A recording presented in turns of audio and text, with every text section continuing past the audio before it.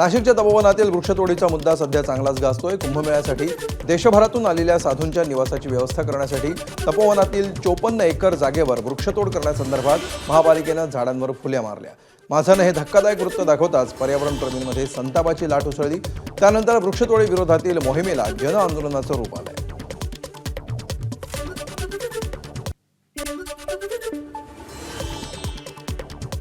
नाशिकच्या तपोवनातील वृक्षतोडीचा मुद्दा ऐरणीवर असताना मंत्री नितेश राणे यांनी वादग्रस्त वक्तव्य करत नव्या वादाला तोंड फोडलंय। पर्यावरणप्रेमी ईदला बकरी कापण्याला विरोध करताना दिसले नाहीत। ईदच्या दिवशी हे पर्यावरणप्रेमी गप्प का होते असा सवाल नितेश राणेंनी केला। तर कुंभमेळा हा अनेक वर्षांनी नाशिकमध्ये होत असताना हे सगळं जाणून बुजून केलं जातंय असा आरोपही नितेश राणेंनी केला। सर्व धर्म समभाव आहे ना, तुमची हिंमत आहे ना, बोलून दाखवा ना बकरी ईदच्या टायमाला। बोला चला त्या बकरीला जाऊन मिठी मारून दाखवा आणि बोला हम नाही काटणे देंगे, दाखवा ना। कुठे कुठे कोयते चालतील मग दिसतील, वस्त्रे कसे चालतील दिसतील।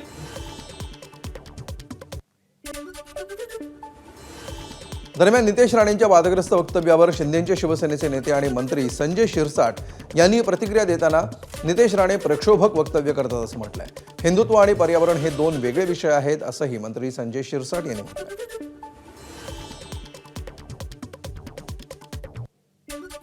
आम्ही पर्यावरणवादी आहोत का कधीही त्याच्यामध्ये बिघाड होऊ नये या मताचे आहोत। जेवढं शक्य होईल तेवढं वाचवूनच प्रगती केली पाहिजे। झाडं राखणं ही सर्वांची जबाबदारी पण आहे, परंतु नितेश राणेंनी जे काही वक्तव्य केले कदाचित त्याचं ते वैयक्तिक मत असावं, परंतु असे भडक स्टेटमेंट करून मला या हिंदुत्व आणि झाडं याचा कुठेही संबंध लागत नाही। म्हणून आपण कोणती भूमिका मांडतोय, हिंदुत्वाची मांडतायत का पर्यावरणाची मांडतायत हे कळायला मार्ग देईल। बकरी ईद आणि ख्रिसमसला काय झालं पाहिजे यापेक्षा वृक्षतोड थांबणं महत्त्वाचं आहे अशी प्रतिक्रिया काँग्रेसच्या हर्षवर्धन सपकाळ यांनी दिली आहे।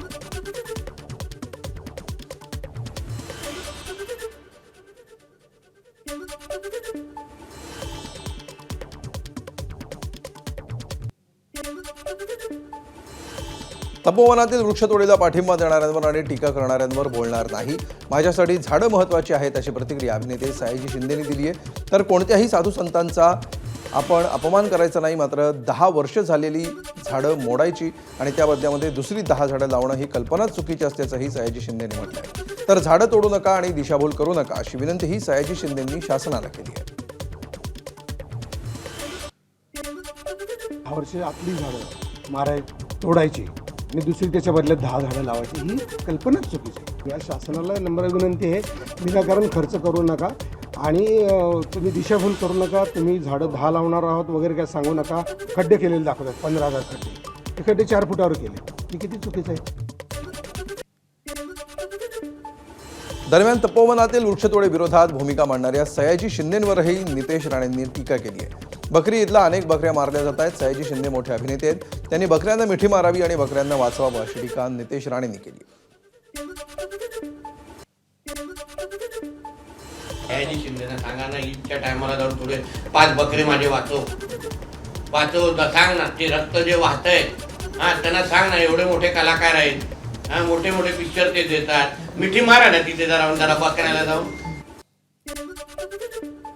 महाविद्यालयामध्ये हिजाब आणि बुरखा घालण्याची परवानगी मिळावी अशी मागणी काही मुस्लिम महिलांनी केली आहे। या मागणीसाठी मुस्लिम महिलांनी मुंबईच्या गोरेगाव पश्चिमेमध्ये विवेक विद्यालय आणि ज्युनियर कॉलेज बाहेर आंदोलन करण्याचा प्रयत्न केला। दुसऱ्या बाजूला कॉलेजच्या गेट बाहेर हिंदुत्ववादी संघटनांनी एकत्र येत जय श्रीरामच्या घोषणा दिल्या। दिल्लीमध्ये ज्या पद्धतीनं डॉक्टरांनी बॉम्बलास्ट केला त्याच पद्धतीनं बुरखा घालून एखादी व्यक्ती गुन्हा करू शकते। परीक्षेमध्ये शिक्षकांना हिजाबमध्ये कोण परीक्षा देतंय ते कळणार नाही। हिजाबला परवानगी देऊ नका असं हिंदुत्ववादी संघटनांचं म्हणणं आहे। आम्ही शाळेच्या व्यवस्थापकांना भेटून आलो होता, त्यांनी चर्चा पण केली। ते बोलले की आमचाही कुठला धर्माला विरोध नाही, पण अशा गोष्टी शाळेमध्ये तरी होऊ नये। हे शाळेच्या गेटपर्यंत ठीक आहे, तुम्ही शाळेमध्ये आतमध्ये येताना जो नॉर्मल जी मुलं त्याप्रमाणे तुम्ही पण या ना। हिजाब भरण्याची गरज नाही आतमध्ये। पहिल्यांदाच बघितलंय आंदोलन कसं राजकारणाचं निवडणुका लागली आंदोलन करायला, कधी आम्ही यांना बघितलं नाही। ह्या ठिकाणी सर्व जाती धर्माचे लोक इथं मुलं शिकतात, त्यांना तर करायची गरज नाही। उद्या हिंदू धर्माचे लोक होतील, आम्ही उद्या सदरा आणि कुर्ता घालून देतो। बघू आपला शर्ट घालून येऊ, तर मी चालणार का? शाळेच्या अशा गोष्टी होऊ नये ही आमची मागणी आहे. दरम्यान बुरख्याविरोधामध्ये गोरेगावमधील विवेक कॉलेजनं वेगळा निर्णय घेतला असेल तर त्याचं स्वागत आहे असं नितेश राणेंनी म्हटलंय. तर हिजाबसाठी आंदोलन करायचं असेल तर पाकिस्तानमध्ये इस्लामाबादमध्ये बसून आंदोलन करा, आमच्या हिंदुस्थानामध्ये कुठे आंदोलन करताय अशा शब्दात नितेश राणेंनी आंदोलनकर्त्यांना सुनावलं. आपण आता विवेक कॉलेजच्या प्रशासनाने अतिशय विचारपूर्वक असा कुठला निर्णय घेतला असेल, कारण का बुरखा आणि हिजाबमध्ये सगळेच काय महिला असतात असं अजूनपर्यंत काही सांगितलेलं नाही आहे कुठे. काही उदाहरणं वेगळी पण आलेली आहे. कॉपी करण्याचे असंख्य प्रकार पण झालेले आहेत बुरखा आणि हिजाब म्हणून विचारपूर्वक विवेक कॉलेज आणि गोरेगावचं विवेक कॉलेज ही फार जुनी संस्था आहे, मोठी संस्था आहे, म्हणून घेतलेला निर्णय अतिशय योग्य आहे. मग हे लोकांना हे आंदोलन बिंदोलन हे लोकांना करायचं आहे ना, जाऊन कुठे पाकिस्तान इस्लामाबादमध्ये बसा ना. आमच्या हिंदू राष्ट्रामध्ये कुठे बसून आंदोलनं करताय. पुण्याच्या मुंढवामधील जमीन घोटाळा प्रकरणी शीतल तेजवानीला पुणे कोर्टामध्ये हजर करण्यात आले. दरम्यान युक्तिवाद सुरू असताना आपल्याला चक्कर आल्याचा दावा शीतल तेजवानीने केला. त्यानंतर न्यायाधीशांनी तिला समोरच्या खुर्चीवर बसायला परवानगी दिली. दोन्ही बाजूचे वकील युक्तिवाद करत असताना तेजवानी आरोपी म्हणून उभी होती. पुण्यातील मुंढव्यामधील 40 एकर जमीन गैरव्यवहार प्रकरणी आरोपी शीतल तेजवानीला काल अटक झाली. या प्रकरणामध्ये शीतल तेजवानी मुख्य आरोपी आहे आणि तिची चौकशी देखील करण्यात आली होती. उपमुख्यमंत्री अजित पवार यांचे पुत्र पार्थ पवार यांच्या कंपनीसाठी ही जमीन खरेदी करण्यात आली होती.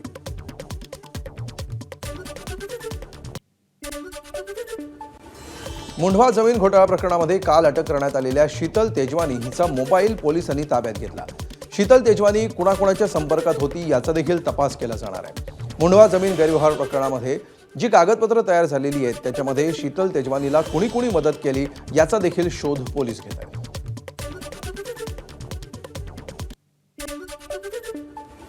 अंजली दमानिया यांनी पुन्हा एकदा अजित पवारांच्या राजीनाम्याची मागणी केली आहे. पार्थ पवारवर गुन्हा दाखल झाला की अजित पवारांचा राजीनामा नक्की असल्याचा दावा दमानियांनी केलाय. तसंच दिग्विजय पाटीलवर गुन्हा का दाखल झाला नाही असा सवालही त्यांनी उपस्थित केलाय. तर काहीतरी दाखवायचं म्हणून शीतल तेजवानीला अटक केल्याची टीकाही दमानियांनी केली आहे.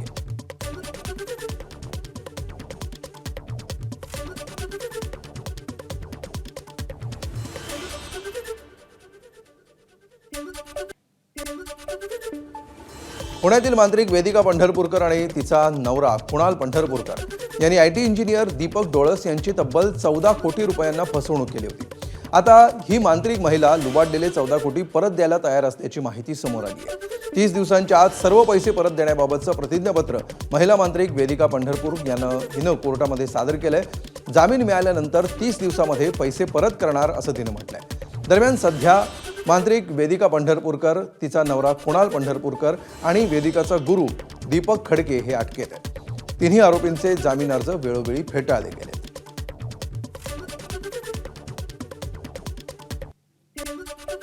आरोपींनी खूप युक्त्या लढवल्या. तात्पुरत्या जामिनाचा अर्ज ठेवला, तो फेटाळला गेला. परत त्याच्यामध्ये ते अपंगांचे जे कलम आहेत ते उडवण्यात यावी किंवा तिकट करण्यात यावी त्यासाठी सुद्धा त्यांनी अर्ज केले. ते देखील आम्ही न्यायालयावर भांडून उडवून लावले. सरतेशेवटी त्यांना काल रोजी त्यांनी तिघांनी मिळून आम्ही 14 कोटी रुपये कोर्टामध्ये फिर्यादीला देतो, आम्हाला 30 दिवसांचा तात्पुरता जामीन द्या असं त्यांनी काल कोर्टाला कळवलेलं आहे. त्याच्यावरती आज सुनावणी होणार आहे. दुपारी त्याच्यामध्ये सुनावणी ठेवलेली आहे. नांदेडमध्ये प्रेमप्रकरणातून हत्या झालेल्या सक्षम ताटेच्या हत्येच्या दिवशीचा CCTV फुटेज समोर आलाय. हत्येच्या दिवशी 2 आरोपींनी सक्षमच्या घराची रेकी केल्याचं या CCTVतून उघड झालंय. सक्षम कुठं आहे हे जाणून घेण्यासाठी आरोपीनं त्याच्या घरासमोर पाळत ठेवली होती. दरम्यान 27 नोव्हेंबरला सक्षमची आंतरजातीय प्रेमसंबंधातून हत्या झाली होती. या प्रकरणी पोलिसांनी आतापर्यंत 6 जणांना अटक केली आहे. मुंबईतील बोरिवली पूर्व परिसरातून धक्कादायक घटना समोर आली आहे. निवृत्त पोलीस अधिकाऱ्यानं 9 वर्षांच्या मुलीवर लैंगिक अत्याचार केलाय. लिफ्टमध्येच चिमुकलीवर अत्याचार केल्याचं CCTVमध्ये चित्रित झालंय. या प्रकरणी आरोपीला 12 डिसेंबरपर्यंत पोलीस कोठडी सुनावण्यात आली.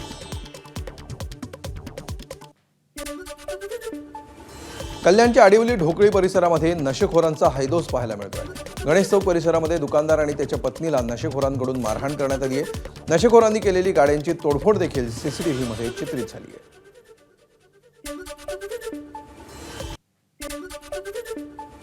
मुंबईच्या मालाड माळवणी परिसरामध्ये पोलिसांकडून गुंडांची धिंड काढण्यात आली. मालवणी परिसरामध्ये राहिल कोटक आणि त्याचा वडील पियुष कोटक यांनी पोलिसांना धमकी दिली होती.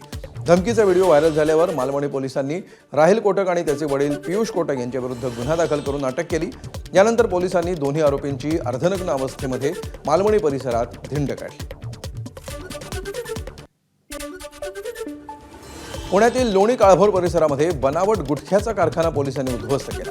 यावेळी पुणे पोलिसांनी तब्बल 1 कोटी रुपयांचा मुद्देमाल जप्त केला. बनावट गुटखा तयार करणाऱ्या कंपनीच्या मालकासह 3 कामगारांना ताब्यात घेतलं. दरम्यान गुन्हे शाखेचा अंमली पदार्थ विरोधी पथक 2च्या अधिकारी आणि कर्मचाऱ्यांनी बनावट गुटखा तयार करण्याच्या कारखान्यावर छापा टाकला. पुण्यातील थेऊर फाटा परिसरामध्ये कांबळे वस्ती भागातील एका गोदामावर छापा टाकत पोलिसांनी ही कारवाई केली. उपमुख्यमंत्री अजित पवार आणि खासदार सुनेत्रा पवार यांचा धाकटा मुलगा जय पवार यांचं लग्न बहरीनमध्ये पार पडणार आहे. काही महिन्यांपूर्वीच जय पवार आणि ऋतुजा पाटील यांचा साखरपुडा धूमधडाक्यात झाला होता. आता त्यांच्या विवाह सोहळ्याला आजपासून सुरुवात होतीये. आजोबा शरद पवार, आजी प्रतिभा पवार, आत्या सुप्रिया सुळे आणि हे सगळे जय पवारांच्या लग्नाला जाणार नाहीत अशी माहिती समोर आली आहे. दिल्लीतल्या संसदेचं काम असल्यामुळे सुप्रिया सुळे लग्नाला हजर राहणार नाहीत. विशेष म्हणजे अजित पवारांचे सख्खे लहान भाऊ श्रीनिवास पवार हे सुद्धा बहरीनला लग्नाला जाणार नसल्याचं कळत आहे.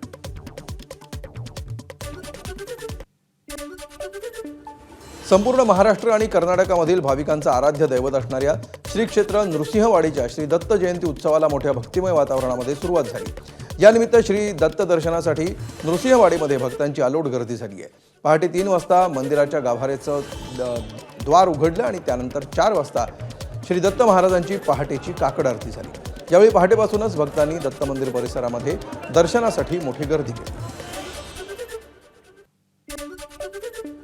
दत्त जयंतीनिमित्त कोल्हापूर जिल्ह्यातील नरसोबावाडीमधील मंदिरामध्ये भाविकांसाठी अगदी रात्रीपासून गर्दी झालेली आहे आणि आता काकड आरती पहाटेची झाली आणि त्यानंतर दर्शनासाठी एकच रांग, मोठी गर्दी आपल्याला दत्त मंदिरामध्ये पाहायला मिळते.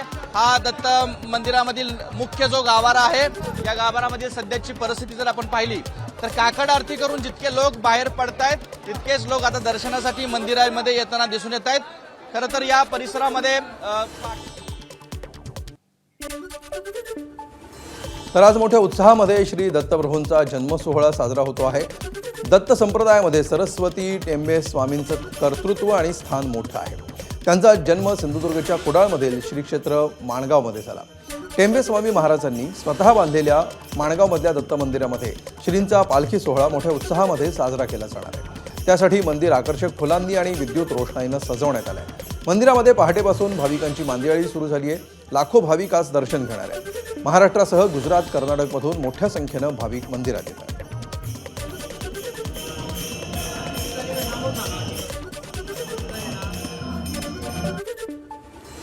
नाशिकच्या गोदाकाठावरील एकमुखी दत्त मंदिरामध्ये पहाटेपासून भाविकांनी दर्शनासाठी गर्दी केली.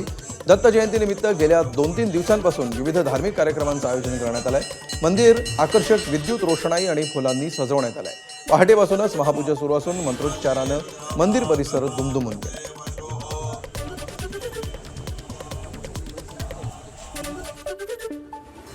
डिजिटल सातबाऱ्याला आता कायदेशीर मान्यता मिळाली आहे. केवळ 15 रुपयांमध्ये अधिकृत सातबारा उतारा मिळणार आहे. सातबाऱ्यावर तलाठ्याची सही आणि स्टॅम्पची गरज उरणार नाही. महसूल मंत्री बावनकुळे यांनी जिल्हाधिकाऱ्यांना आदेश दिलेले आहेत आणि याबाबतची कार्यवाही सुरू करण्याचे निर्देश दिले. मुंबई गोवा महामार्गाचं काम एप्रिल 2026 पूर्वी पूर्ण होईल अशी माहिती केंद्रीय मंत्री नितीन गडकरी यांनी लोकसभेत दिली आहे. ठाकरेंच्या शिवसेनेचे खासदार अरविंद सावंत यांनी विचारलेल्या प्रश्नाला उत्तर देताना मंत्री गडकरींनी ही नवी डेडलाईन जाहीर केली. सावंत यांनी महामार्गाच्या रखडलेल्या कामाबद्दल अनेक प्रश्न उपस्थित केले. मुंबई गोवा महामार्गासाठी चांद्रयान मोहिमेपेक्षा जास्त खर्च झालाय, तरीही काम अपूर्ण का? तुम्ही यामध्ये जातीनं लक्ष घाला तरच काहीतरी होईल. 10 वर्षांपासून खूपच बिकट परिस्थिती आहे असं सावंतांनी म्हटलं.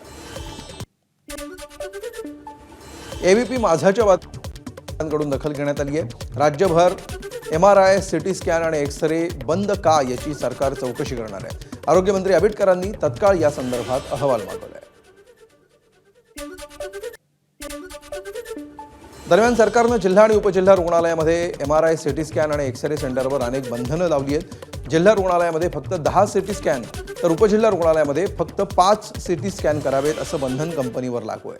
ही बंधनं शिथिल करावीत अशी मागणी वारंवार कंपनीनं केली. त्यासाठी तब्बल 14 वेळा पत्रव्यवहार देखील करण्यात आल्याचं समोर आलंय. भायखळ्यामधील वीरमाता जिजाबाई भोसले उद्यान आणि प्राणी संग्रहालयातील शक्ती वाघाचा संशयास्पद मृत्यू झालाय. त्यानंतर आता राणीच्या बागेतील रुद्र नावाच्या वाघाचा सुद्धा मृत्यू झाल्याची माहिती समोर आली आहे. शक्ती वाघाच्या मृत्यूआधी काही दिवस रुद्रचा मृत्यू झाल्याची सूत्रांची माहिती आहे. शक्ती आणि करिश्मा यांचा रुद्र हा बछडा होता. राणीच्या बागेतच त्याचा जन्म झाला. 3 वर्षांच्या रुद्र वाघाचा इन्फेक्शनमुळे मृत्यू झाल्याची प्राथमिक माहिती समोर आली आहे. मात्र मृत्यूचा अहवाल अजूनही प्रतीक्षित आहे, त्यामुळे कारण स्पष्ट होऊ शकले नाही. कोकणामध्ये गुलाबी थंडी सुरू झाली आहे, त्यामुळे विदेशी सीगल पक्षी सिंधुदुर्ग जिल्ह्यातल्या किनाऱ्यावर दाखल झाले आहेत. सायबेरिया, रशिया आणि उत्तरेकडील बर्फाच्छादित प्रदेशातून तब्बल 5 ते 6 हजार किलोमीटरचा प्रवास करत हे विदेशी सीगल पक्षी दरवर्षी भारतामध्ये दाखल होतात.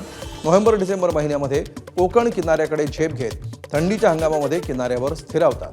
सिंधुदुर्ग जिल्ह्यातील मालवण, देवगड, तारकर्ली आणि देवबाग यासारख्या किनाऱ्यांवर सध्या विदेशी सीगल पक्ष्यांचे थबे पर्यटकांना आकर्षित करत आहेत. समुद्रावर उडणाऱ्या या पांढऱ्या पंखांच्या झुंडी, वाऱ्याशी खेळणारी त्यांची उडाण, त्यांच्या किलबिलाटानं कोकण किनारपट्टीवर पर्यटकांची पावलं वळू लागली.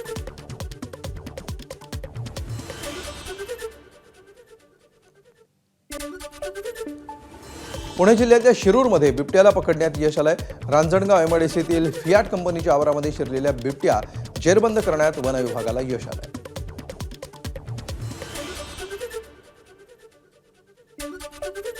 पुढची महत्त्वाची अपडेट. रशियाचे राष्ट्राध्यक्ष व्लादिमीर पुतीन आजपासून भारत दौऱ्यावर आहेत. अमेरिकन राष्ट्राध्यक्ष डोनाल्ड ट्रम्प यांनी रशियासोबत संबंध तोडण्यासाठी भारतावर मोठा दबाव टाकला होता.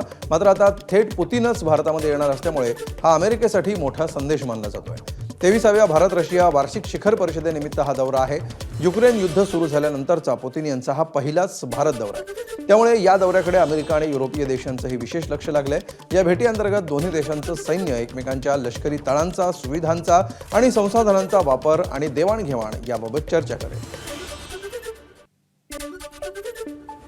रशियाचे अध्यक्ष व्लादिमीर पुतीन यांच्यासह रशियाचे संरक्षण मंत्री तसंच आणखी 7 कॅबिनेट मंत्री भारत दौऱ्यावर येत आहेत.